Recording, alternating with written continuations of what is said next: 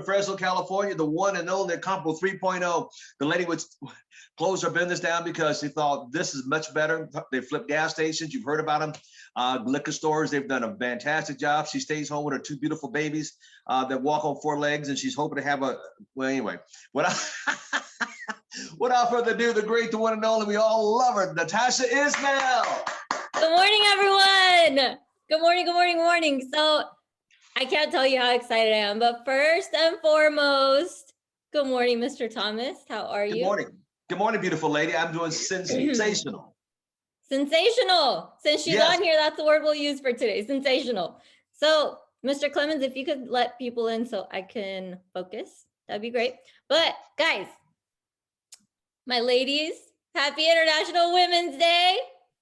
And look at that, we have a woman speaking today. So thank you so much, Mr. Thomas, for giving me the opportunity to be on today to speak to everyone, especially on International Women's Day. That's just a plus, but I want to bring something up about Mr. Thomas. So last time I talked about the cost of greatness, and we went over what it costs to be great.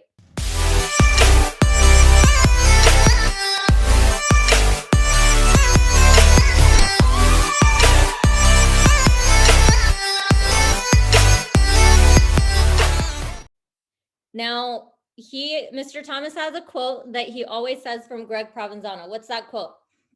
What are you willing to give up to go up? And we know after the announcement that he made that he really gave something up in order to go up. So if it wasn't for Mr. Thomas's sacrifices, none of us would be here. I just want everybody to think about that for a second. I was talking to Mr. Lewis the other day, and we were like, can you imagine if somebody that came before us would have given up? Even the kings, if the kings did not stick in there for the time that they did, I wouldn't be here today. This team in Fresno wouldn't be here today. So understand that when you pay the cost of greatness, other people are going to benefit from it. And it comes out of sacrifice, which is what we're going to talk about today. So Mr. Thomas, I want to just honor you and thank you for all of the sacrifices that you've made, all the times that you carried up those big TVs up the steps and nobody opened the door for the meetings and had to go back in the rain, put it back in your trunk, and just the things that this man has gone through, ladies and gentlemen, just know that it came with great sacrifices. So we're going to talk about sacrifices today. Let me give you the definition of sacrifice. The act of giving up something in order to get or do something else. The act of giving up something in order to get or do something else. Now, when Mr. Greg Provenzano, I believe it was in Long Beach, California, he said, what are you willing to give up to go up? And I really hope everyone thought about what they're willing to give up to go up the last time that we talked, and especially after Mr. Thomas made that announcement. So disclaimer again, if you're driving, leave your eyes open. But just for a second, if you want to, go ahead and close your eyes and think about where you used to be at least 5 to 10 years ago. Where did you used to be 5 or 10 years ago? As a person, who were you as a person a few years ago? Now, using that as a reference point, think about where you are right now. Where are you right now? Mr. Thomas has a really big smile on his face. Where are you right now? Where are you? Mentally, physically, financially, your health? Where are you? And now the next question is, where do you want to be? Where do you want to be at the end of this year? Where do you want to be in 5 years? Where do you want to be in 10 years? What does that look like for you? How are you as a person, mentally, financially, physically, health-wise? How are you as a person? Now, I want you to hold on to that future person and open your eyes. I'm going to play a quick video and then we're going to continue.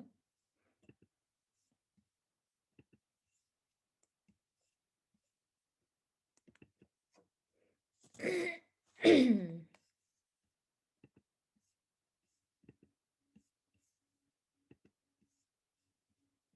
order to get to that next level, I had to make sacrifices. The reality was I was overweight. I was out of shape. You know what? I started to give up soda and only drink water. I gave up French fries. Before I knew it, I had to get disciplined. So my question for anybody to get to that next level, what are you willing to sacrifice? What are you willing to give up? Who are you willing to stop hanging around? You know what? I spent a lot of time drinking and hanging out with my boys. I had to give that up. And while they were at the nightclub, while they were at the bar drinking, I got into the stadium. I stole a key from the manager, and at midnight, I would get shots up. At midnight, I would work on my game. And that's the kind of passion, that's the kind of commitment it takes to get to that next level. So as a training and development person, my first question is to make sure, what are you willing to give up? What is your discipline like? What is your work ethic like? Are you just comfortable right now? You got an $80,000 job and you're comfortable. You work on a work queue and you're comfortable. You can't get comfortable. None of us can arrive. None of us can just go through the motions. Our job is to get bigger, stronger, and faster. Our job is to get better. All my clients, at least minimum, got to get 10% better. You can't hang around me and not get better. You can't hang around me and stay the same, because me staying the same almost ruined my future. By staying the same, I got stuck. And I got inspired that I got to get better. I got to get to this next level. And I'm obsessed with this next level. Now, I'm obsessed with helping you get to your next level. You can't afford to stay the same. I want you to travel. I want you to have a big house. I want you to have a nice car. But most importantly, I want you to get to the top. I want you to have your dreams come true so you can have this feeling that I have. This feeling that I have, nobody can take it away. I know what it feels like to have a hope and a dream and to get it. We're not chasing dreams, we're catching them. What is your dream? What did you stay in front of that classroom in third grade? What did you say to that teacher? What did you tell your mom and your friends? What did you say before you gave up? What did you say before reality became your truth? When did you accept the lie? When did you get comfortable? When did you get off track? When did you stop? When did you quit? I'm here to push you. I'm here to drive you. I'm here to connect with you. When did you give up? When did you talk yourself out of it? I need you to talk yourself back into it. I need you to make sure that you get those notes out. What are your goals? What are your dreams? I'm here to help you. I know you can get there. I know you can get to that next level. No doubt about it. But you got to work, baby. You got to work. You got to rise up early. You got to go to bed late. Let me tell you something. You got to get obsessive. What are you obsessed with? You can't act normal and think you're going to make normal money. You can't act common and think you're going to live in a common house. Any successful person I've ever seen in my life, they are different. They are obsessive. They are uncommon. And if you want to get to that next level, you got to do something different, baby. Because who you are today is not your potential. Who you are today is just a point of reference. Don't you ever confuse your potential with who you are right now. And my job is to be on a mission to help you get to your next level. Oh, I'm not going to let you quit. I'm not going to let you stop. I'm not going to let you have excuses. I'm not going to let you come up with justifications. Because right now, I promise you, you have justified something in your mind, and in your reality, you think it's true. You think it's really true on why you're not where you're supposed to be. Let me tell you something. You need to get to where you're supposed to be. I remember at our high school, the bell would ring, and the principal would come into the hallway. If you were out in the hallway after the bell, he would yell and say, hey, where are you supposed to be, son? Hey, young lady, where are you supposed to be? And all the students would run to class because they knew where they were supposed to be. So can I ask you a question? Where are you supposed to be? Based on your dreams, based on your goals, based on your vision, where are you supposed to be? That night changed my life. My father reminded me of where I was supposed to be. And all of a sudden, I had to become somebody different in order to get to where I'm supposed to be. See, I'm in a transformation business. That's all I'm about. Your next level requires you to transform. You got to think better, you have to execute better, and you have to win better. But it requires transformation. You can't stay the same and get to where you're supposed to be. Your company can't stay the same and get to where it's supposed to be. Our job is to improve. Our job is to get bigger. Our job is to get stronger. Our job is to get faster. Every single year, I'm going to push you. Every single year, I'm going to drive you until you reach your potential. And you can go back to your class reunion, and you can look at your classmates and say, yep, I'm that lawyer I'm supposed to be. I'm that entrepreneur I'm supposed to be. I'm on the global platform. doing international business, just like I told you way back when in the 3rd grade. Always get to where you're supposed to be.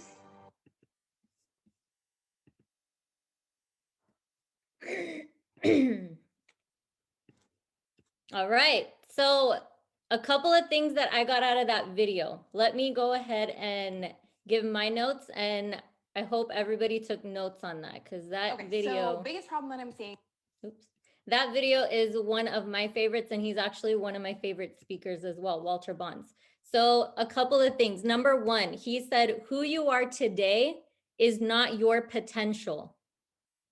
Who you are today is not your potential. So sometimes we look at ourselves, how we are today, and we don't look at the big picture. We don't look at where we're going or what we're going to be in the future. He said, who you are today is just a reference point.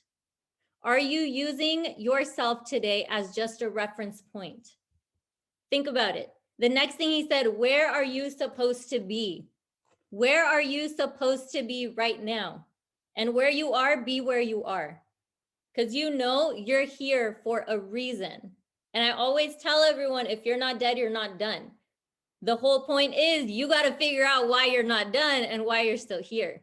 That's figuring out your purpose. Now, he said, you got to transform and become somebody different in order to get something different. Think about people that came before us. They had to do things differently each generation in order to get to a different place. You got to think better. You got to act better. Are we thinking better and are we acting better? We're in March of 2021. We're literally at the same place we were last March, right? All here together on Zoom. But how much further are we in everything else? How much further are we in our life? Do we act differently? Do we think differently? Are we faster, better, stronger than we used to be last year? Then he said, if your company is leveling up, you have to level up with them. Let me tell you something about this company. I've been on a few training calls this past week. I was on the Japan call with Akiko. Let me tell you, this girl is fire at translating, okay? I heard her and I was just like, oh my God, oh my God. She was amazing. And those of you that heard her know what I'm talking about. So the plans that the company has, we can't even think of right now. They are bringing out new services that are coming we don't even know about. There are new countries set to open we don't even know about. How many countries do you want your business to be in? There's 195 countries. You heard in the video, the last part, that's why I wanted to play it until then. He said, you're going to be able to go back to the people in high school and say, I'm the entrepreneur I was supposed to be. I have a global business. And we have that. We're able to do that. So now I want you to, I'm going to change the tone a little bit. I want everybody to picture a person in your life that you love the most, that sacrificed for you the most. Picture that person. For some, it might be your mom. For some, it might be your dad. For some, it might be grandparents. For some, it might even be the person that raised you. It might not even be your parents. Now, if you say nobody sacrificed for me, just remember somebody had to give birth to you, okay? So somebody had to sacrifice 9 months for you to be here, okay? Now, I want to tell you about, so Mr. Thomas talks a lot about lineage, okay? Lineage and legacy, to know where you came from, to know what people did before you and all of that stuff. So I'm going to tell you about my grandmother, my dad's mom, because you guys kind of know the story about my parents. So I'm going to tell you what my dad's mom used to do.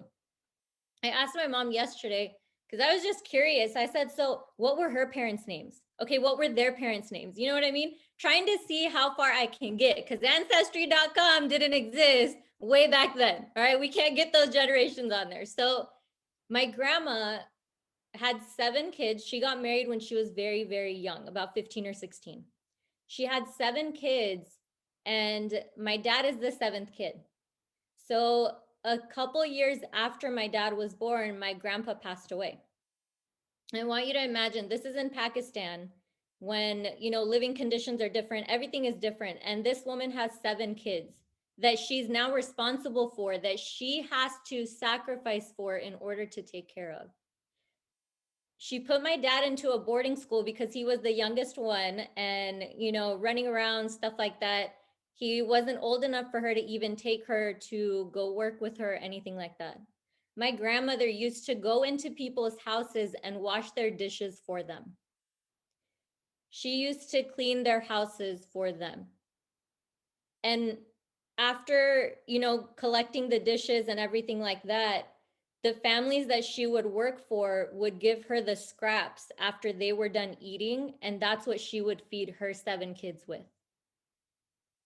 She sacrificed for her kids because nobody else was going to come do it for her.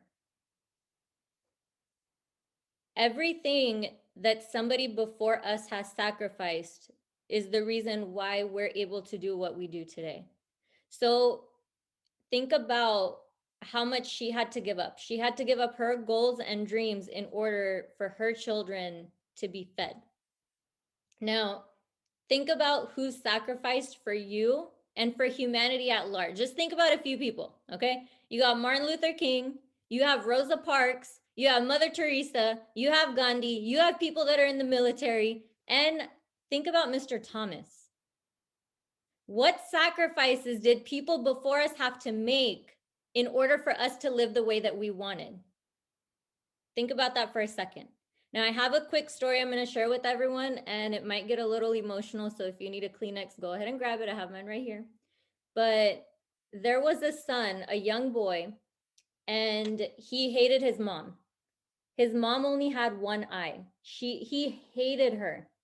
Every time she would take him to school, he would always be embarrassed, and the kids would make fun of him, and he would say, "Mom, why don't you just leave me alone? Mom, you only have one eye. Do you know how embarrassing it is when you drop me off to school? All the kids are laughing at me. I just want to bury myself."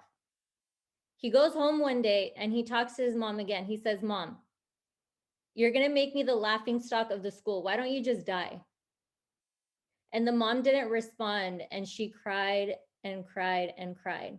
And he wanted to get out of the house so bad. So what he did was he moved to a different country to go to school. He got married, he had kids, did all of that. Then one day he hears a knock on the door, and it's his mom. And you would think that he would be happy to see her. He yells at her, "Why are you here? You're going to scare my kids. I need you to leave right now. Get out of my life. I left for a reason." And she leaves. She says, "I'm sorry, I must have the wrong house." So the kids wouldn't hear. Then one day he gets a letter from his mom. She says, "My dearest son, I think of you all the time, and I'm sorry that I came to your house and scared your children. I was so glad when I heard you were coming for the reunion, but I may not be even able to get out of bed to see you. I'm sorry that I was a constant embarrassment to you when you were growing up. You see, when you were very little, you got into an accident and you lost your eye. And as a mother, I couldn't stand watching you having to grow up with one eye, so I gave you mine. I was so proud of my son who was seeing a whole new world for me in my place with that eye. With my love to you, your mother." So I want you to think about people that came before you, the sacrifices they had to give in order for you to live the way that you're living right now. The thing that drives me every single day is knowing the sacrifices that my parents made, that their parents made, and that I'm not letting those sacrifices go to waste. What drives you? If there's nothing else that drives you, use that. Use that. Think about the things your parents had to do. My grandparents on my mom's side were alive during the Holocaust.